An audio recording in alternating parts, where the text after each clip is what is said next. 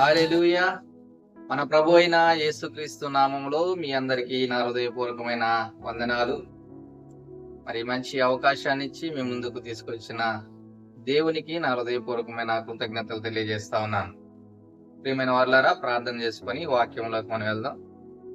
పరిశుద్ధులైన తండ్రి, ప్రేమ కలిగిన దేవా, నీకు వందనాలు.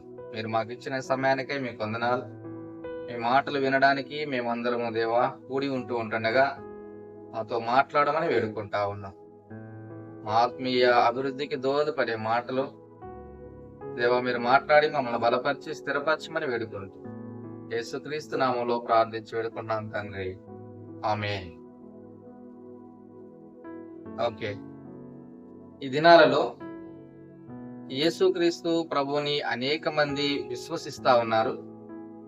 ఆయన యందు నమ్మిక ఉంచి ఆయనను వెంబడిస్తూ క్రైస్తవులుగా చాలా మంది చలామణి అవుతా ఉన్నారు. అయితే ఎంతమంది అయితే ఆయన్ను అంగీకరిస్తా ఉన్నారో వారిలో చాలా మట్టుకు చిన్న చిన్న శోధనలు వచ్చినా, కష్టాలు వచ్చినా, శ్రమలు వచ్చినా, నిందలు వచ్చినా, అవమానాలకు ఎదురైనా వెంటనే వారి యొక్క విశ్వాసములో నుంచి వారు జారిపోతూ దేవునికి దూరమైపోతా ఉన్నారు. అనేక మందిని అలాంటి వారిని మనం చూస్తా ఉన్నాం. ప్రియమైన వారులారా, దీనికి కారణం లేకపోలేదు. అనేక మంది ప్రాస్పరిటీ గాస్పెల్ ని నమ్ముతా ఉన్నారు. ఇదిగో యేసుక్రీస్తు ప్రభువుని అంగీకరిస్తే నాకున్న రోగం పోద్దని, యేసుక్రీస్తు ప్రభువుని అంగీకరిస్తే నాకు ఉద్యోగం వస్తుందని, యేసుక్రీస్తు ప్రభువుని అంగీకరిస్తే పెళ్ళిళ్ళు అవుతాయని, బంగళాలు వస్తాయని, ఆస్తులు వస్తాయని, అంతస్తులు వస్తాయని. అవును, చాలా మంది ఈ రీతిగా అనుకొని యేసుక్రీస్తు ప్రభుని వెంబడిస్తున్న వారు చాలా మంది ఉన్నారు. అంటే దేవుడు అవన్నీ ఎవరా అంటే ఆయన ఇస్తాడు, కానీ ఆయన యొక్క ఉద్దేశము నీవు నేను రక్షింపబడాలని. ఎవరైతే ఆయనను ఆయన లోకరక్షకుడని, పాప విమోచకుడని, దేవాది దేవుడై ఉండి మన పాపాల నిమిత్తము శరీరధారిగా ఈ లోకానికి వచ్చి ఆ కలువరి శిలువలో పాప ప్రాయశ్చిత్తం చేయడానికి తన పరిశుద్ధమైన, నిర్దోషమైన, నిష్కలంకమైన రక్తాన్ని కార్చి చనిపోయి సమాధి చేయబడి తిరిగి 3వ దినాన లేచి పరలోకానికి ఆరోహణమై వెళ్ళి మరలా తన ప్రజలందరినీ తీసుకుపోవడానికి రాబోతున్న దేవుడు అని ఎవరైతే హృదయపూర్వకంగా విశ్వసిస్తున్నారో వారి విషయము ఒక విధంగా ఉంటే, ఇవన్నీ కాకుండా ఇదిగో నేను యేసుక్రీస్తు ప్రభు దగ్గరకు వస్తే నా రోగం పోతుంది, యేసుక్రీస్తు ప్రభు దగ్గరకు వస్తే నా యొక్క బాధలు పోతాయి, కష్టాలు పోతాయి అని అనుకున్న వారి యొక్క పరిస్థితి చాలా భిన్నంగా ఉంటా ఉంది. అలాంటి వారే చిన్న శ్రమ వచ్చినా గానీ తట్టుకోలేకపోతా ఉన్నారు. అలాంటి వారే చిన్న శోధన వచ్చినా గానీ తట్టుకోలేకపోతా ఉన్నారు. అలాంటి వారే ఏదో ఒక ఇబ్బందికరమైన పరిస్థితి ఎదురైతే అమ్మో దేవుడు లేడు, ఏమీ లేదు, దేవుడు అనేవాడు ఉంటే నాకు ఈ పరిస్థితి సంభవిస్తుందా, నాకు అసలు ఇలా జరుగుతుందా, నన్ను ఎంతగా దేవుడు ఇబ్బందికి గురి చేస్తాడా అని వెనక్కి వెళ్ళిపోతున్న పరిస్థితులు మనకు కనబడతా ఉన్నాయి. ప్రియమైన దేవుని బిడ్డలారా, ఒక మాట మనం చదువుకుందాం. రోమీయులకు రాసిన పత్రిక 8వ అధ్యాయం 28వ వచనాన్ని మనం చూస్తే అక్కడ ఒక మాట రాయబడతా ఉంది. దేవుని ప్రేమించు వారికి అనగా ఆయన సంకల్పము చొప్పున పిలువబడిన వారికి మేలు కలుగుటకై సమస్తమును సమకూడి జరుగుచున్నవని ఎరుగుదుము. అవును, యేసుక్రీస్తు ప్రభుని అంగీకరిస్తే శ్రమలు రాకుండా ఉంటాయా, కష్టాలు రాకుండా ఉంటాయా? అన్నీ ఉంటాయి. కష్టాలు ఉంటాయి, శ్రమలు ఉంటాయి, నిందలు ఉంటాయి, ఆపదలు ఉంటాయి, అవమానకరమైన పరిస్థితులు ఉంటాయి. అయితే చెప్పబడుతున్న మాట ప్రకారంగా మనం ఆలోచన చేస్తే అన్నిటినీ కూడా మేలు కలగడానికి ఆయన సమకూర్చి జరిగించేవాడిగా ఉంటా ఉన్నాడు. యేసుక్రీస్తు ప్రభువుని అంగీకరించి ఈ లోకంలో బ్రతకడం అంటే పూలబాట అయితే అస్సలు కాదు. అది చాలా కష్టతరమైన ప్రయాణమే. కానీ క్రీస్తు నందు ప్రతిదీ కూడా ఆయన బిడ్డల కొరకు సమకూర్చి జరిగిస్తాడు. మేలుకరంగా, ఆశీర్వాదకరంగా ఆయన నడిపిస్తాడు. ఈ యొక్క విషయాన్ని మనము జాగ్రత్తగా ఆలోచించవలసిన వారంగా ఉన్నాం. దేవుని వాక్యానుసారంగా జీవించే వారిలో, వారి యొక్క జీవితాలలో మేలుకే గాని కీడుకు చోటు ఉండదు. దేవుడు ఉండనివ్వడు. ఆయన వాక్యానుసారంగా నడుచుకుంటా ఉన్నట్లయితే,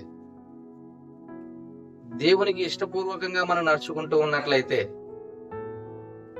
ఉంటాయి కష్టాలు, నష్టాలు, ఇరుకులు, ఇబ్బందులు, వ్యాధులు, బాధలు. కానీ వాటన్నిటిలో నుంచి కూడా ఆయన మేలును అనుగ్రహించి నడిపించగలిగే సామర్థ్యత కలిగిన దేవుడు,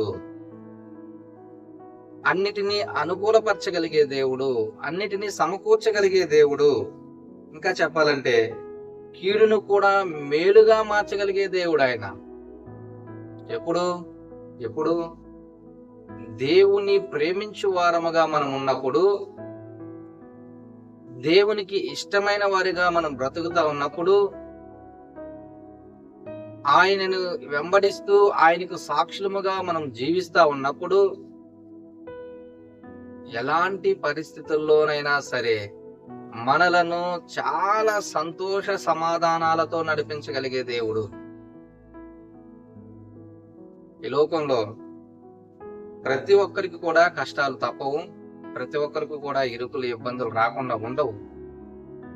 కానీ అలాంటి పరిస్థితుల్లో కూడా నీవు దేవుణ్ణి వెంబడిస్తున్నట్లయితే, నీవు దేవుని ప్రేమిస్తున్నట్లయితే, ఆయనకి ఇష్టమైన వాడుగా నువ్వు బ్రతుకుతున్నట్లయితే, అలాంటి పరిస్థితులను కూడా ఆయన నీకు మేలుగా మార్చగలిగే దేవుడు. అలాంటి పరిస్థితుల్లో కూడా నీకు అవన్నిటినీ కూడా ఆశీర్వాదాలుగా ఆయన మార్చగలిగే దేవుడు.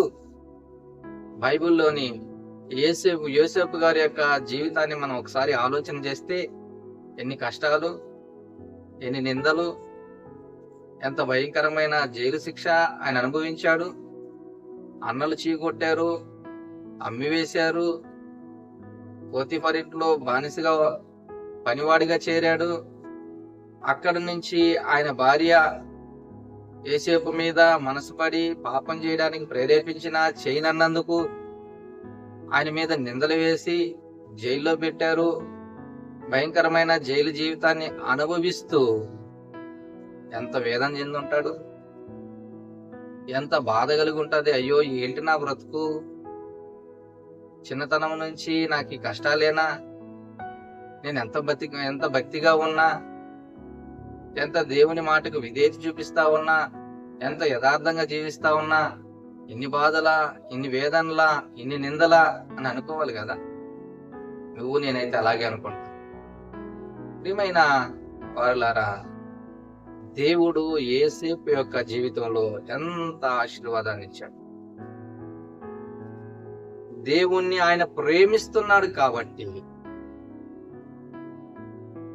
దేవుని యందు భయభక్తులు కలిగి ఉన్నాడు కాబట్టి, దేవుడు అపాయకరమైన పరిస్థితులను, శ్రమ కాలపు పరిస్థితులను, నింద పరిస్థితులను, అవమానకరమైన పరిస్థితులను ఆశీర్వాదంగా మార్చివేసిన దేవుడుగా ఉంటా ఉన్నాడు. పోతీఫరు ఇంట్లో ఒక చిన్న విచారణకర్తగా, ఇంటి మీద అతనుకుంటున్న ఆస్తి మీద విచారణకర్తగా నియమింపబడ్డ యోసేపు జైలు జీవితం అనుభవిస్తా ఉన్నప్పుడు దేవుడు ఒకేసారి ఫరో దృష్టికి ఆయన్ని తీసుకెళ్లాడు. ఐగుప్తు దేశం అంతటి మీదకు కూడా ఆయనను అధికారిగా నిలబెడతా ఉన్నాడు. ఒక మాట మనం చదువుకుందాం బైబిల్ గ్రంథంలో నుంచి. ఆది కాండము 41వ అధ్యాయము 44వ వచనం. ఫరోను నేనే అయినను నీ సెలవు లేక ఐగుప్తు దేశమంతటను ఏ మనుషుడును తన చేతినైనను కాలినైనను ఎత్తకూడదని చెప్పాను. చూడండి ఎలాంటి అధికారాన్ని ఇస్తా ఉన్నాడు. ఆయన పర్మిషన్ లేకుండా ఐగుప్తు దేశంలో ఏ మనుషుడు కూడా చేయి కదపడానికి, కాలు కదపడానికి కూడా వీల్లేదు. జైలు జీవితాన్ని అనుభవిస్తున్న యోసేపుని దేవుడు చక్కగా ఆశీర్వదించాడు. ఎందుకు? అలా రీజన్ చెప్పుకుందామా? ఎందుకు? ఆయన దేవుణ్ణి అంతగా ప్రేమిస్తా ఉన్నాడు. యోసేపు దేవుని యందు అంతటి భయభక్తులను కలిగి ఉంటా ఉన్నాడు. అందుకనే దేవుణ్ణి ప్రేమించు వారికి, అనగా ఆయన సంకల్పము చొప్పున పిలువబడిన వారికి మేలు కలుగుటకై సమస్తము సమకూడి జరుగుచున్నవని ఎరుగుదుము. నీవు నేను కూడా దేవుణ్ణి ప్రేమించు వారముగా మనం ఉండగలిగితే, ఆయన యందు భయభక్తులు కలిగిన వారంగా మనం ఉండగలిగితే, మనకుంటున్న కష్టాల్లో, నష్టాల్లో, నిందల్లో, అవమానాల్లో, వ్యాధుల్లో, బాధల్లో అన్నిటిలో కూడా దేవుడు మనలను తప్పించి నడిపించగలడు. అవి ఎలాంటి క్లిష్టమైన పరిస్థితులైనా సరే వాటన్నిటిని మనకు మేలు కలుగుటకై సమస్తమును సమకూర్చి జరిగించగలడు. ఎంతమంది మనం వదిలేసిన, ఎంతమంది మనల్ని వ్యతిరేకించిన, ఎంతమంది మన మీద నిందలు వేసిన, అవమానాలు కలిగించిన, దేవుడు విడిచిపెట్టడుగాక విడిచిపెట్టడు. కొన్ని పరిస్థితులు మనకు సంభవించినప్పుడు అయ్యో నాకే ఎందుకు వస్తా ఉన్నాయి ఇవి అని మనం అనుకుంటాం. ఎందుకని? నేనేం తప్పు చేశాను, నన్నే చుట్టుముట్టుకుంటున్నాయి అని, దేవుడు ఏం చేస్తున్నాడని మనం అనుకుంటాం. కానీ నిజముగా యథార్థముగా ఆయన మనం వెంబడించే వారంగా మనం ఉన్నట్లయితే, ఆయన ప్రేమించే వారంగా మనం ఉన్నట్లయితే, ఎంతటి ఆశీర్వాదాన్ని దేవుడు వాటిల్లో మనకు అనుగ్రహిస్తాడు. అలాంటి పరిస్థితుల్లో కూడా దేవుడు ఎంతటి మేలును మనకు సమకూరుస్తాడు. జాన్ బనీన్ అన్న ఒక గొప్ప భక్తిపరుడు, విశ్వాసి, సువార్తికుడు అయినటువంటి ఆయన యొక్క జీవితంలో మనం చూస్తే, సువార్త ప్రకటిస్తున్నాడన్న నెపంతో 2 సంవత్సరాలు ఆయన జైల్లో వేశారు. జైల్లో వేసిన దానికి ఆయన కృంగిపోలేదు, కుమిలిపోలేదు, కలత చెందలేదు. అయితే అక్కడే కూర్చొని ఆయన దుఃఖించకుండా, రోధించకుండా ఇదంతా నా మేలుకే అనుకున్నాడు. ఆ జైల్లోనే యాత్రికుని ప్రయాణం అనే ఒక బుక్ రాశాడు. ఎంతటి ప్రాచుర్యం పొందింది ఆ బుక్. ప్రపంచంలో బైబిల్ గ్రంథం తర్వాత మరి ఎక్కువగా అమ్ముడుపోయిన పుస్తకాలలో అదొకటిగా ఉంటా ఉంది. ప్రియమైన సహోదరుడా, సహోదరి, కొన్ని పరిస్థితులు మనకు అననుకూలంగా వచ్చినా కూడా దేవుడు వాటన్నిటినీ మనకు అనుకూలంగా మార్చగలిగే దేవుడు. అయితే షరతు ఉంది. మనం ఆయన ప్రేమిస్తా ఉన్నప్పుడు, మనం ఆయనకి నచ్చినట్లుగా జీవిస్తా ఉన్నప్పుడు, ఆయన మెచ్చుకునే విధంగా నా ప్రవర్తన, సాక్షి జీవితం ఉంటూ ఉన్నప్పుడు, ఆయన మనకు అన్నిటినీ సమకూర్చి అనుకూలంగా మార్చి మేలుకరంగా వాటిని దీవించే దేవుడుగా ఉంటా ఉన్నాడు. కాబట్టి సాతానుడు ఒకవేళ మనకు కీడుని, నష్టాన్ని, కష్టాన్ని కలుగు చేయాలని చూసినా, మన ప్రభువు కీడుని మేలుగా, నష్టాన్ని దీవెనగా మార్చగలిగే దేవుడని మనం గుర్తెరగదాం. అంతేకాదు, క్లిష్టమైన పరిస్థితులు గుండా వెళుతూ ఉన్నప్పుడు మనము దిగులు పడకుండా ఇరుకులో విశాలత కలగజేసే ఆ దేవుని వైపు మనం చూద్దాం. ఆ దేవుని వైపు మనం చూస్తూ విశ్వాసముతో మనం అడుగులు వేస్తున్నట్లయితే, దేవుడు గొప్పగా నీకుంటున్న ఇబ్బందికరమైన పరిస్థితుల్లో నుంచి ఆయన తప్పించగలిగే దేవుడు. వాటన్నిటినీ కూడా నీకు అనుకూలంగా మార్చి మేలుకరంగా వాటిని మార్చగలిగే సామర్థ్యత కలిగిన దేవుడు. కాబట్టి ఒకవేళ నిందల్లో, అవమానాల్లో, ఇరుకుల్లో, ఇబ్బందుల్లో, కష్టాల్లో, నష్టాల్లో ఉండి అయ్యో ఎందుకు నాకు ఈ పరిస్థితులను అనుకుంటున్నావేమో సహోదరుడా, సహోదరి, ఒకసారి మనం ఆలోచన చేద్దాం. ఆయన్ని నిజంగా నువ్వు ప్రేమిస్తున్నట్లయితే ఆ పరిస్థితులన్నిటినీ మార్చడానికి ఆయన సామర్థ్యత కలిగిన దేవుడు. కాబట్టి దేవుడికి నిన్ను నువ్వుగా అప్పగించుకొని ప్రార్థనాపూర్వకంగా, ప్రభువా నీ వైపు చూస్తా ఉన్నాను, నాకు సహాయం చేయను అడిగినట్లయితే, ఆయన ప్రేమిస్తున్న నీకు ఆయన అంత మాత్రం కూడా నిన్ను విడిచిపెట్టకుండా నీకు అనేకమైన వాటిని అనుకూలపరిచి మేలు చేయగలిగే దేవుడు. దేవుడు మిమ్మలను దీవించునుగాక. తలలు వంచి ప్రార్థన చేసుకుందాం. పరిశుద్ధులైన తండ్రి, మీకు వందనాలు నాయన. మిమ్మల్ని ప్రేమించే వారి పక్షాన మీరు నిలబడే దేవుడిగా మీరు ఉంటా ఉన్నారు. వారికి మేలు కలగడానికై సమస్తమును సమకూర్చి జరిగించే దేవుడిగా మీరు ఉంటా ఉన్నారు. అందుని బట్టి మీకు వందనాలు. ఈ మాటలు వింటున్నా దేవా, మీ బిడ్డల యొక్క జీవితాలలో ఒకవేళ ఒడిదిడుకులు, కష్టాలు, నష్టాలు, ఇరుకులు, ఇబ్బందులు ఉన్నాయేమో నాయన, మరి యొక్క హృదయాంతరంగా తెలిసిన దేవుడిగా మరి వాటన్నిటినీ మేలుకరంగా మార్చి దీవించి ఆశీర్వదించమని వేడుకుంటూ విశ్వాసములో, ఆత్మీయతలో దినదినం అభివృద్ధి చెందడానికి సహాయం చేయమని యేసుక్రీస్తు నామములో ప్రార్థిస్తున్నాను తండ్రి. ఆమేన్. God bless you.